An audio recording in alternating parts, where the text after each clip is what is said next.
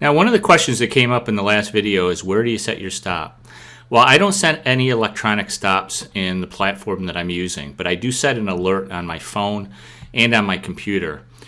Normally, when I'm going into a short position, like the put that we purchased in the previous video, I set it at the previous high. So my alert would be set when the SPY reaches 127.26, which is right here in this previous peak. That would be my alert that, in fact, this trade is probably going wrong. My alert would show up on my phone as a text message, as well as an alert on my computer. And that's where I really want to pay attention to what's going on, because I'm probably wrong at that point. So the most recent, most visible high on the chart is my stop loss. Let's go back to our Analyze tab here for a second. You can see that the position is working out pretty well with an open profit of $469 on a single put. Let me give you another example of how buying a put can be a low-risk proposition. What we have in front of us is the Analyze tab, the Think Back tab for Thinkorswim's platform.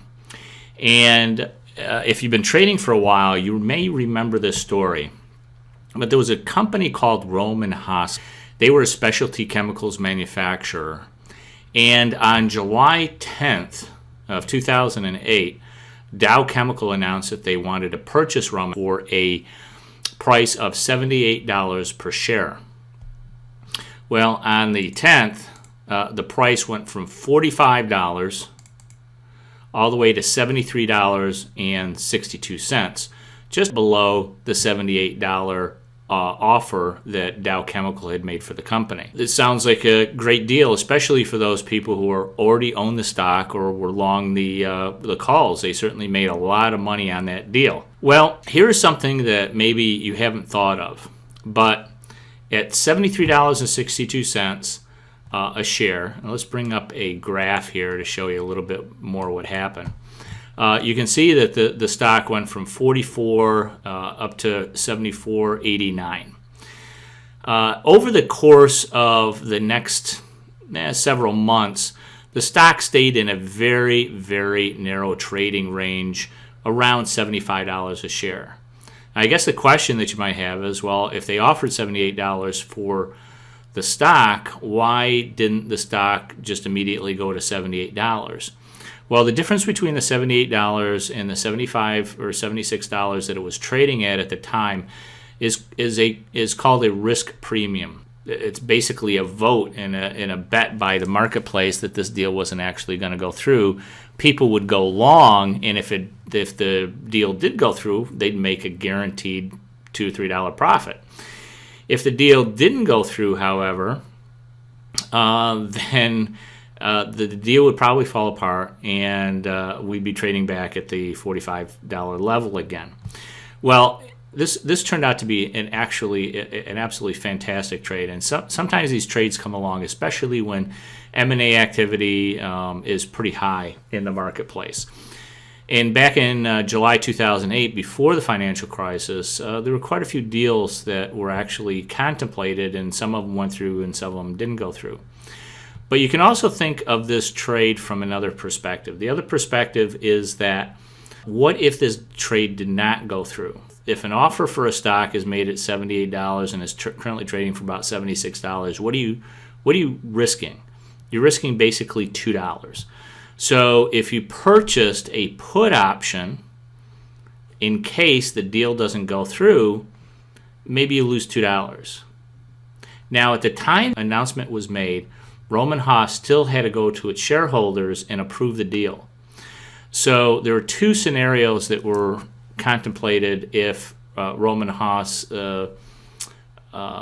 shareholders did not approve the deal. Number one is that, of course, Dow Chemical would come back with a higher offer. So buying a put position on Rohm and Haas at the time was considered a risky position, because if Dow Chemical came back with a higher offer, the stock would just shoot right up again, and who knows how high they would have bid in order to get the shareholders' approval. So, but instead, what happened was Dow Chemical announced that they were going to purchase the company in cash, $15.8 billion. There were two things that made this deal pretty interesting. Number one was there was an equity infusion of $3 billion by Berkshire Hathaway, Warren Buffett's company. And another thing that was quite interesting about this deal was that they announced that they anticipated a closing in early of 2009. Well, now they had made the announcement in July. Both of their board of directors approved the purchase.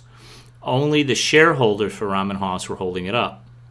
In addition, since they were buying it for all cash, some analysts questioned whether Dow Chemical, under the business conditions at the time, were actually going to be able to complete the transaction.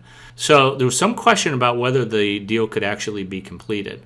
So a fairly conservative trade here would have been to simply, especially in the January, if they were considering closing the deal in the early part of 2009, the January 2009 puts at 18.9% implied volatility was relatively low. It wouldn't have been too much of a risk, really, to purchase a single put at that time and simply waited, because if the deal went through for $78 a share, your put is now worth $2 and you've lost about $4.70 on this deal.